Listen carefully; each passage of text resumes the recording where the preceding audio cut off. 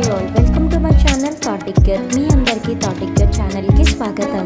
ఈ ఛానల్ మీకు పురాతన దేవాలయాలు, పురాణాలు మరియు పవిత్ర గ్రంథాలు, హిందూ ఆచారాలు, పండుగలు, పర్వదినాల గురించి మరియు ఈ ఆచారాల వెనుక దాగి ఉన్న పరమార్థాన్ని తెలియజేస్తుంది. అంతేకాకుండా టీటీడీ మరియు ఇతర దేవాలయాలకు సంబంధించిన కంప్లీట్ లేటెస్ట్ ఇన్ఫర్మేషన్ ని అందిస్తుంది. శ్రీ సుబ్రహ్మణ్యేశ్వర స్వామి వారికి అత్యంత ప్రీతికరమైన ఆడికృత్తిక ఈ సంవత్సరం ఎప్పుడు వచ్చింది, ఆడికృత్తిక పర్వదినం యొక్క విశేషాలను ఈ రోజు వీడియోలో తెలుసుకుందాము. ఓం నమో భగవతే వాసుదేవాయ. తెలుగు పంచాంగం ప్రకారం ప్రతి నెలలో 28 నక్షత్రాలు వస్తూ ఉంటాయి. ఇందులో కృత్తికా నక్షత్రం శ్రీ సుబ్రహ్మణ్యేశ్వర స్వామి వారి జన్మ నక్షత్రం అని శివ మహాపురాణం, స్కంద పురాణం ద్వారా మనకు తెలుస్తుంది. సాధారణంగా ప్రతి నెలలో వచ్చే కృత్తికా నక్షత్రం రోజు శ్రీ కుమారస్వామి వారి ఆలయంలో విశేష పూజలు, అభిషేకాలు జరుగుతూ ఉంటాయి. అయితే ఆషాఢ మాసంలో దక్షిణాయనం మొదలయ్యాక వచ్చే కృత్తికా నక్షత్రం రోజున శ్రీ సుబ్రహ్మణ్యేశ్వర స్వామి వారిని ఆరాధిస్తే విశేషమైన ఫలితం దక్కుతుందని శాస్త్ర ప్రవచనం. అంటే తెలుగు పంచాంగం ప్రకారం ఆషాఢ మాసంలో ఎప్పుడైతే కృత్తికా నక్షత్రం వస్తుందో ఆ రోజున ఆడికృత్తికగా మనం జరుపుకుంటాము. ఈ సంవత్సరం ఈ 2024లో ఆడికృత్తిక రోజు శ్రీ సుబ్రహ్మణ్యేశ్వర స్వామి వారి పూజకు శుభ సమయం కృత్తికా నక్షత్రం జూలై 29వ తేదీ సోమవారం ఉదయం 10:57 మొదలై జూలై 30వ తేదీ మంగళవారం ఉదయం 10:22 వరకు ఉంటుంది. అయితే ఈ సంవత్సరం ఆడికృత్తిక పర్వదినాన్ని కొన్ని దేవాలయాల్లో జూలై 29 సోమవారం, మరికొన్ని దేవాలయాల్లో జూలై 30వ తేదీ మంగళవారం నిర్వహిస్తున్నారు. తమిళనాడులో ఆడికృత్తిక పర్వదినాన్ని ఒక పెద్ద పండుగగా జరుపుకుంటారు.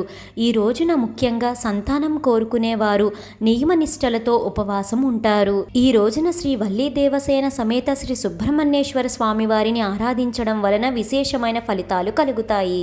ఈ రోజున శ్రీ సుబ్రహ్మణ్యేశ్వర స్వామి వారికి చెంగల్వ పుష్పం లేదా ఎరుపు రంగు పుష్పాలను సమర్పించడం ఎంతో మంచిది. నైవేద్యంగా నువ్వులు, బెల్లం, నెయ్యి కలిపిన చిమ్మిలి, పచ్చిపాలు, వడపప్పు, అరటి పండ్లను శ్రీ షణ్ముఖుడికి నివేదించడం ఎంతో ఉత్తమం. శ్రీ వల్లీ దేవసేన సమేత శ్రీ సుబ్రహ్మణ్యేశ్వర స్వామి వారిని విశేషంగా పూజించుకున్న తర్వాత చివరిలో తాంబూలం సమర్పించి సుబ్రహ్మణ్యేశ్వర స్వామి వారి స్తోత్రాలు, సుబ్రహ్మణ్య జన్మ వృత్తాంతం చదువుకోవడం ఎంతో ఉత్తమం. అయితే ఈ రోజున ఎవరైతే శ్రీ సుబ్రహ్మణ్యేశ్వర స్వామి వారిని విశేషంగా ఆరాధిస్తారో వారందరూ తప్పనిసరిగా బ్రహ్మచర్యం పాటించాలి. ఈ ఆడికృత్తిక రోజు శ్రీ సుబ్రహ్మణ్యేశ్వర స్వామి వారి ఆలయాలలో విశేష అభిషేకాలు, అర్చనలు జరుగుతాయి. మరీ ముఖ్యంగా తమిళనాడులోని శ్రీ సుబ్రహ్మణ్యేశ్వర స్వామి వారికి మురుగన్కి అంకితం చేయబడిన 6 దేవాలయాలు ఉన్నాయి. ఈ 6 దేవాలయాలలో ఈ ఆడికృత్తిక పర్వదినాన్ని కన్నుల పండుగగా నిర్వహిస్తారు. ఈ రోజున సంతానం కోరుకునే వారు శ్రీ సుబ్రహ్మణ్యేశ్వర స్వామి వారికి మొక్కుకొని కావిళ్ళు ఎత్తుతారు.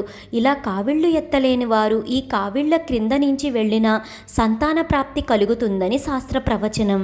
తమిళనాడులో అయితే ఈ ఆడికృత్తిక రోజున శ్రీ సుబ్రహ్మణ్యేశ్వర స్వామి వారి ఆలయాలలో ఈ కావిళ్ళ ఉత్సవం చూడడానికి 2 కళ్ళు సరిపోవు. పంచభూత లింగాలలో అగ్నిలింగంగా విరిజిల్లుతున్న తిరువన్నమలై అంటే అరుణాచలంలో ఉన్న శ్రీ రమణ మహర్షుల వారు సాక్షాత్ శ్రీ సుబ్రహ్మణ్యేశ్వర స్వామి వారి స్వరూపమని భక్తుల విశ్వాసం. ఈ ఆడికృత్తిక రోజున శ్రీ రమణ మహర్షుల వారి ఆశ్రమంలో విశేషమైన పూజలు, అన్నదానాలు జరుగుతాయి.